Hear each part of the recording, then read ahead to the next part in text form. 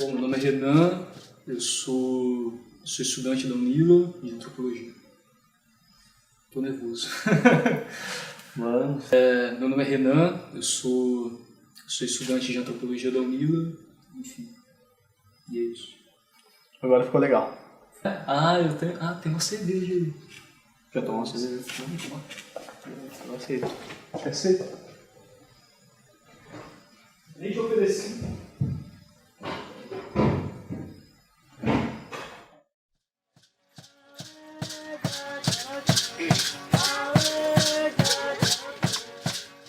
Você falou que conheceu o Guaíra através dos eventos culturais, você começou a conhecer o pessoal. Eu conheci Guaíra esse ano, quando eu fui visitar, conhecer a aldeia, uma das aldeias de uma das lideranças que eu conheci em um evento aqui na Unila, primeiramente. No ano passado que a gente organizou um evento chamado Artes Visuais. Era um evento de artes visuais, agora eu esqueci o nome. Enfim, era sobre artes indígenas, o evento era. E aí a gente organizou e no evento, a semana que estava acontecendo o evento, na verdade o evento ele foi uma continuação de um evento que acontecia na UFSC, de arte indígena, que já acontecia lá, organizado pela professora Bárbara Lisa. Esse evento, que já acontecia lá, na verdade ele foi uma ideia de trazer ele para cá, não pelo evento em si, pelas artes indígenas, que é importante também, mas justamente porque naquela semana, no dia 5 de outubro, estava acontecendo uma mobilização nacional indígena, porque os direitos indígenas estavam e ainda estão sendo, como na semana passada teve uma reunião, uma reunião que não aconteceu, justamente por uma pressão e uma mobilização indígena no Congresso Nacional, pela proposta da aprovação da PEC 215, que quer transferir a demarcação de terras indígenas, a homologação das terras indígenas da Presidência para a República para o Congresso Nacional. E por que para o Congresso Nacional? Porque eles querem, no Congresso Nacional, ter esse poder, justamente porque é no Congresso Nacional onde tem o maior número de ruralistas e pessoas que são contra a demarcação de terras indígenas e estão lutando, vamos dizer, pelos seus próprios interesses. Tipo, Guaíra é uma cidade, mas a gente fala toda hora Guaíra aqui, mas o que são as comunidades indígenas que vivem em Guaíra? Como elas vivem, por que elas estão lá, tipo... Guaíra, a gente já conversou, mas... Guaíra, você contar. Claro. Não, Guaíra é um município de 33 mil habitantes, uma cidade pequena, relativamente pequena, de número de habitantes. Segundo os últimos dados do IBGE, 33 mil habitantes. As comunidades indígenas que tem ali aqui no oeste do Paraná, não é só Guaíra. Do lado tem um município chamado Terra Roxa, onde também tem comunidades indígenas, onde também tem terras indígenas e acampamentos indígenas. Terras indígenas que tem entre Guaíra e Terra Roxa hoje são 13. E são 13 acampamentos também. O que são as comunidades indígenas hoje em Guaíra e Terra Roxa? Eles são ava-guaranis. Eles sempre estiveram em Guaíra e Terra Roxa. São comunidades que vêm sofrendo com um enorme ataque de fazendeiros da região que se chamam, muitas vezes se intitulam de produtores rurais, mas se bem sabe que em Guaíra e Terra Roxa não se pode falar que tem produtor rural, vamos dizer. Ou seja, tem produtor rural, mas a sua maioria não produz para poder se alimentar. Se produz para poder vender soja, para poder vender milho. Então não são produtores que plantam feijão. Não é uma agricultura, vamos dizer, familiar. É uma agricultura mesmo para exportação né, o chamado agronegócio. Então, assim, esse mais ou menos o contexto de Guaíra, né? Tem a população, tem os guaranis, em Guaíra e Terra Roxa, e tem os grandes proprietários que, na sua maioria, arrendam a terra para outras pessoas para poder fazer as suas plantações de soja e enfim. Você tinha falado para mim, na mesma conversa que a gente tinha conversado, de retomada. Mas você está falando que eles sempre estiveram lá. Então por que é retomada? Então, a retomada de terras indígenas, ela é uma retomada por quê?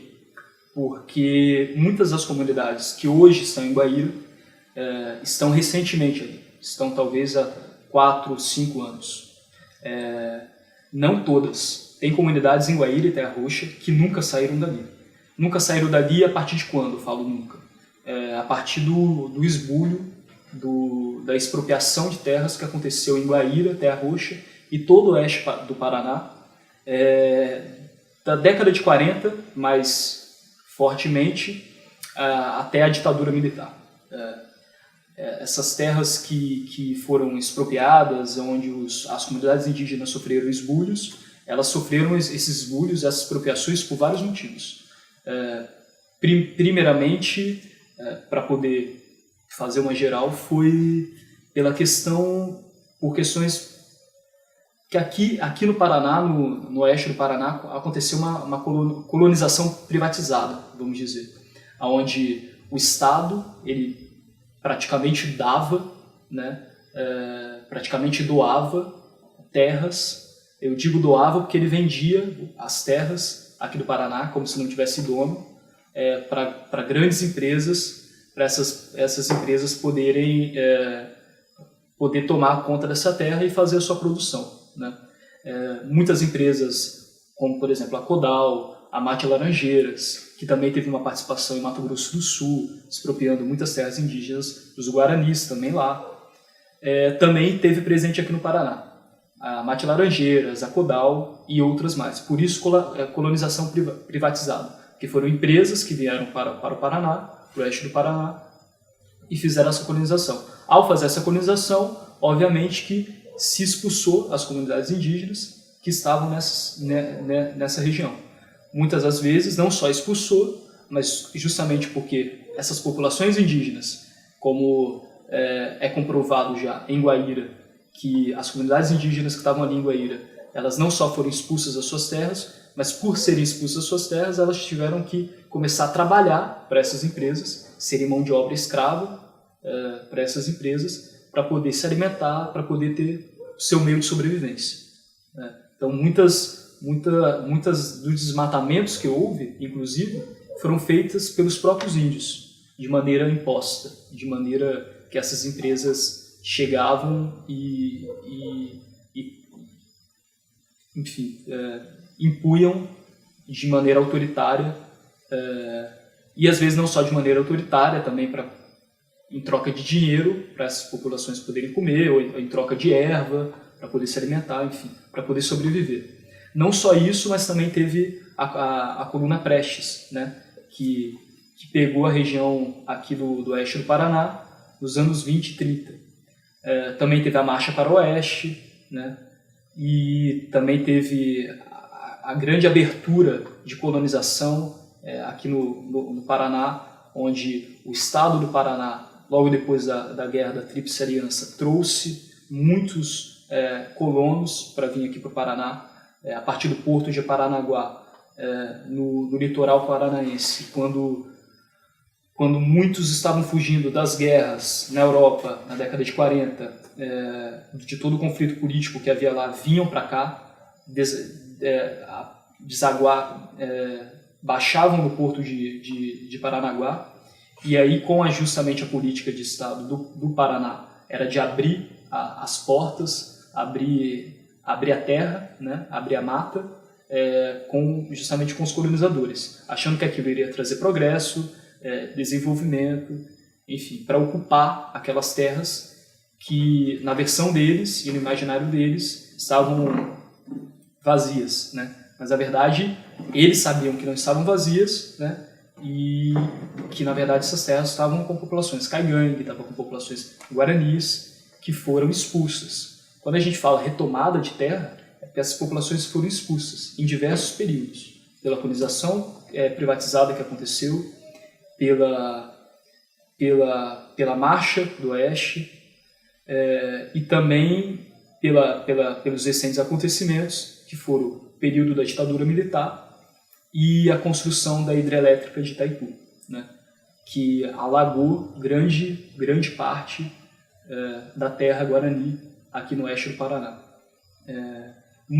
Quando aconteceu a inundação, e não só quando aconteceu a inundação de Itaipu, também quando houve a criação do Parque Nacional, foram vários eventos que foram acontecendo ao longo do século XX que fizeram com que esses guaranis ou se refugiassem para outras terras, em Mato Grosso do Sul, no Paraguai, ou, muitas das vezes, a serviço do SPI, que era o Serviço de Proteção ao Índio, que agia de maneira totalmente imprudente em relação à política indigenista no Brasil, que não protegia ao índio, justamente fazia o contrário, estava justamente aliado dos fazendeiros, aliado dos modelos repressores do Estado, de 37 a 45, depois de 64 a 84, a 86, que foram os dois regimes autoritários que marcaram o Estado, que marcaram o Brasil, marcaram também o Estado do Paraná. Os guaranis eles foram expulsos, né, do Paraná para o Paraguai. Então, na época da inundação da Itaipu, na época da criação do Parque Nacional, na época quando os colonos chegavam aqui, a política era pegar os guaranis, colocarem dentro do ônibus, levar para o Paraguai. Pegar os guaranis, colocar dentro do ônibus, levar para o Paraguai. Eles eram expulsos do Paraguai. Muitas vezes, na época da ditadura militar, chegavam, colocavam fogo nas suas casas, muitos saíam correndo, os que saíam correndo atiravam nos pés. Na época da ditadura militar também tinha a política da tortura, que era o tronco, né, que era um modo muito usado, colocar os índios no tronco, colocar os índios para trabalhar, pegar a mão de obra escrava dos guaranis. Os guaranis, eles, por terem conhecimento da mata e dos caminhos e tal, eles trabalharam de forma escrava para poder abrir as principais estradas que cortam hoje Foz, Guaíra, também Foz até o centro do estado. Tudo isso foi mão de obra escrava guarani. Quando a gente fala de retomada de terra indígena, é porque eles estão retomando aquela terra que são deles. São terra indígena guarani, só que estavam na mão de fazendeiros. Estavam na mão de fazendeiros por quê? Justamente porque o Estado expropriou esses indígenas através do SPI, Serviço de Proteção do Índio, e depois, em 67, com a criação da FUNAI, com a ajuda da FUNAI também, que continuou a propagar os mesmos métodos e políticas que o SPI aplicava, e aí eles retomam essa terra justamente para poder recuperar o que é deles, né? O que é deles e o que foi retirado deles, né? E que hoje estão na mão muitas vezes de fazendeiros e tal. E o que acontece justamente gera esse conflito, né? Que os fazendeiros falam que é deles, porque eles têm muitas vezes títulos, e os guaranis muitas vezes não tinham títulos, né? Porque, como a gente sabe, as populações indígenas, elas são populações orais, elas são populações de escrita. A coisa do documento, da documentação, da escrita, é uma coisa do branco, né? Uma coisa ocidental. Então, aquelas pessoas elas não tinham títulos, muitas vezes, de propriedade, mas elas receberam compromissos, muitas vezes, por chefes de estados, por coronéis, de que aquela terra era deles. E isso não foi cumprido, né? E as retomadas que acontecem hoje, que são principalmente em Guaíra e Terra Roxa, mas há uma retomada também agora que aconteceu esse ano, acontecendo em Itaipulândia, um outro município aqui do Paraná, são mais ou menos 15, 14 terras indígenas que foram retomadas e que que estão na luta pela demarcação de terra indígena, né? Pela luta pela demarcação do seu território, hoje no Paraná.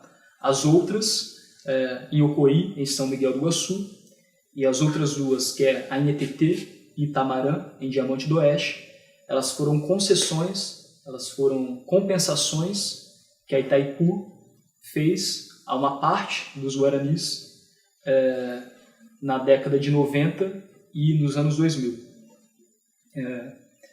Lógico que há estudos e há comprovação, como o diretor da Itaipu, em 87, um diretor administrativo, em 87 ele mesmo disse que aquelas compensações que foram feitas aos guaranis eram irrisórias, que a Itaipu tinha subtraído muitas terras indígenas, né, dos guaranis. Ou seja, aquelas compensações que foram dadas em Ocoí foram irrisórias, foram muito pouco e pequeno do que realmente os guaranis tinham antes, né?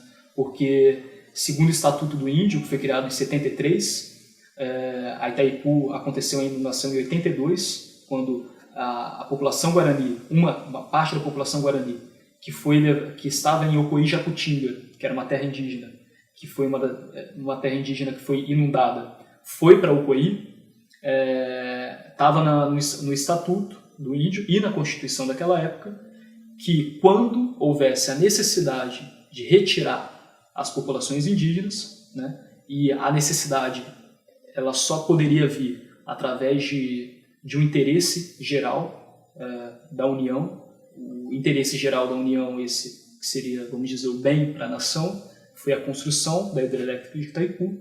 Por esse motivo, eles foram retirados da sua terra, eles poderiam ser retirados da sua terra, segundo a Constituição daquela época e o Estatuto do Índio, mas eles teriam que ter uma terra equivalente à anterior e com as mesmas condições ecológicas, o que não aconteceu no Ocoí. E aí os índios que estavam em Ocoí-Jacutinga, eles saíram de Ocoí-Jacutinga, foram levados de Ocoí-Jacutinga com a inundação em 82, foram levados para a terra onde é hoje Ocoí, né? Santa Rosa do Ocoí, em São Miguel do Iguaçu. Eles foram colocados num espaço onde aqui está a APP, né, que é a área de proteção da Itaipu, aqui está o Rio Paraná, e logo aqui os camponeses, os poceiros, os agricultores, vamos dizer, que estavam, os colonos, na verdade colonos, você corta o outro, os colonos que estavam em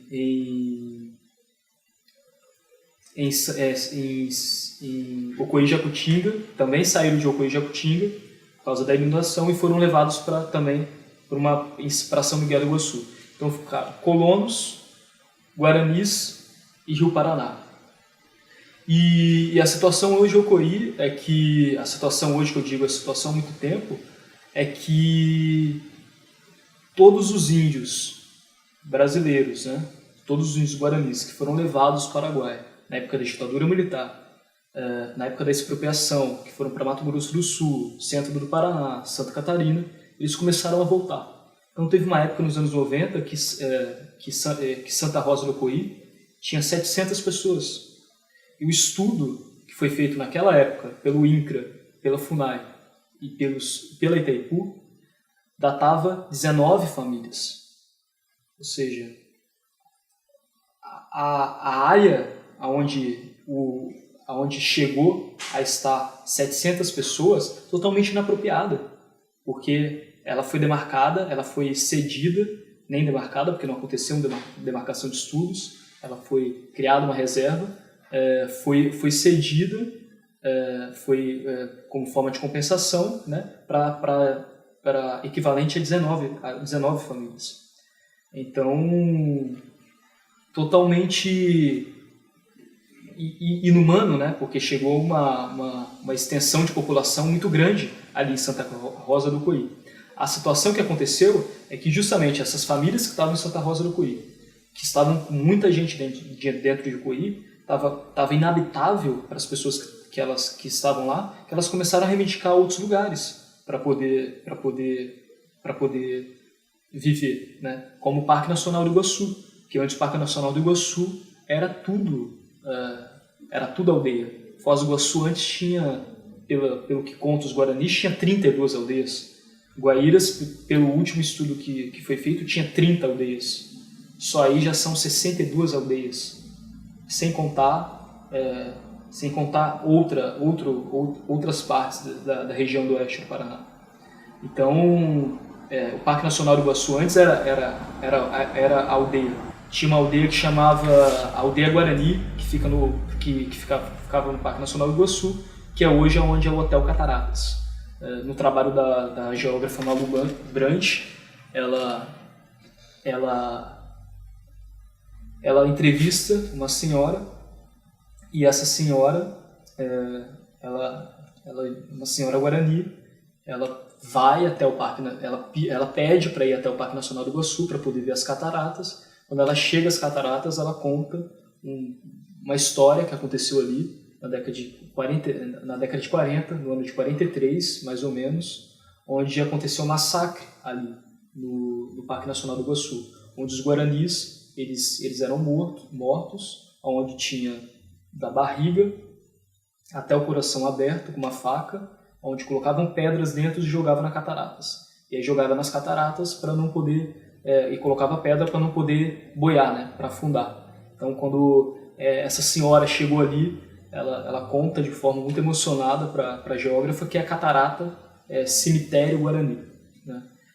Ou seja, pelas memórias e trabalhos que foram feitos através das memórias, os trabalhos que estão sendo feitos de geógrafos, antropólogos, dá para você poder datar e inclusive reconstituir uma história que é muito importante, né? Justamente é importante para você poder justamente contradizer as opiniões, muitas vezes o próprio governo brasileiro, como tem um deputado estadual que foi eleito agora deputado federal, eu esqueci o nome dele, do Paraná, que é presidente do PSDB aqui do Paraná, que ele diz que todos os índios guaranis de Guaíra e Terra Roxa são paraguaios, que a FUNAI vai no Paraguai fazer treinamento de paraguaios para poder se transformar em índio, para poder vir aqui para Guaíra e Terra Roxa.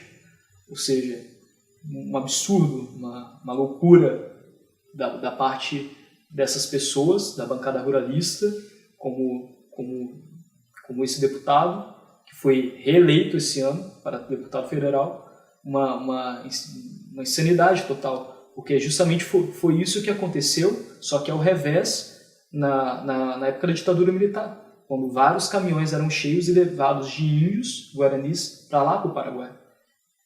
Isso não acontece agora. Os índios que estão voltando do Paraguai, eles são brasileiros, muitas vezes. Há uma volta, uma reconstrução, uma reconstituição do território guarani no Paraná. Mas nem todos os índios que foram para o Paraguai ou foram para o Mato Grosso do Sul, em Santa Catarina. Teve muitos que resistiram. Teve muitos que resistiram em Yocoí e Jacutinga. Teve muitos que resistiram em Guaíra. Em Guaíra tem aldeias ali, dessas 14 aldeias em Guaíra e Terra Roxa, que nunca saíram dali. Apesar de todo o processo de colonização, a partir de colonização privada, a partir de todo o esbulho que aconteceu na região, teve aldeias que nunca saíram dali. A retomada e o trabalho de antropólogos dessa região é importante justamente para poder reconstituir uma memória, ajudar a reconstituir uma história guarani que está aí e foi invibilizada no século XX e continua sendo invibilizada. Hoje a gente se ouve muito falar de Mato Grosso do Sul, onde é importante se falar, porque onde tem 50 mil guaranis e caiová, reivindicando 2% de todo o território de Mato Grosso do Sul para a demarcação de suas terras, onde acontecem muitos homicídios, onde acontecem muitos suicídios, onde o número de homicídios chegou em 2010 a 60,4, enquanto o número de homicídios no Brasil naquela época era de 24,6. 6. Ou seja, o número de homicídios de guaranis em Mato Grosso do Sul era maior que a nível nacional. A situação lá muito crítica, mas aqui também ocorre isso, só que em menor proporção, porque não tem 50 mil guaranis. Né? Guaíra e Terra Roxa estima-se que tem mais ou menos 2 mil guaranis, fora Itaipulândia, São Miguel do Iguaçu e outras cidades. Mas nessa região também houve uma senhora que foi atropelada, houve suicídio de 2012 para 2013 de 3 jovens guaranis. Depois houve, no final do ano passado, em 2013, no final do ano, em dezembro, aconteceu a morte em um bar de um guarani. Foi noticiado que foi briga de bar, justamente para não dar caso à violência indígena que os indígenas sofrem na cidade. Mas, na verdade, ele estava jogando bola com outros guaranis em um campo de futebol, quando passou um carro, fez ameaça para ele. Logo depois que eles acabaram o jogo, eles estavam andando numa rua. Essa rua que eles estavam passando tinha um bar por perto, e aí falaram que ele estava numa briga de bar, mas na verdade ele nem estava no bar. Ele foi assassinado. Junto com os disparos, 3 crianças passaram de raspão um tiro. Tem uma criança que está até hoje com a bala no braço e o médico não tirou, porque falou que isso não ia causar nenhum defeito nela. Ou seja, a situação em Guaíra e Terra Roxa é tão complicada quanto Mato Grosso do Sul, só que em um contexto diferente. Não é tão complicada em nível de intensidade, mas há pessoas que falaram isso já há alguns tempos, e hoje a gente vê isso acontecendo de maneira mais efetiva, que é a região do oeste do Paraná ser o novo Mato Grosso do Sul em questões indígenas, assim, em tratar questões indígenas, né? Que é a mesma coisa de não tratar. Né? Mas o que acontece em Guaíra e Terra Roxa hoje é uma violência que ela é uma violência mais simbólica, é uma violência por ameaças, onde até um padre da cidade distribuía panfletos nos próprios cultos, na própria igreja, panfletos para a população falando mal dos guaranis, falando mal da população indígena, falando que se acontecesse demarcação na região de Guaíra e Terra Roxa, os comerciantes, as pessoas iam perder as suas casas, iam perder os seus comércios. Tanto que hoje o que se vê em Guaíra e Terra Roxa é a população totalmente contra, totalmente inimiga à questão indígena em Guaíra e Terra Roxa. Não entendem, e não só não entendem, mas como sente ódio dos guaranis. Né? As crianças hoje que saem, que não têm escola indígena dentro das suas terras indígenas e vão para o colégio da cidade, elas sofrem preconceitos, elas apanham, elas sofrem discriminação por parte dos professores, por parte dos colegas de aula. Então é o preconceito que se percorre por toda a cidade, desde quando eles vão no supermercado, desde que eles vão ter assistência à saúde. Enfim, é uma situação completamente perversa por parte da própria população. E isso acontece justamente pelas medidas que esse padre em específico tomou, e também os fazendeiros da região, né, que fazem o terror da demarcação indígena, da demarcação de terra indígena em Guaíra e Terra Roxa.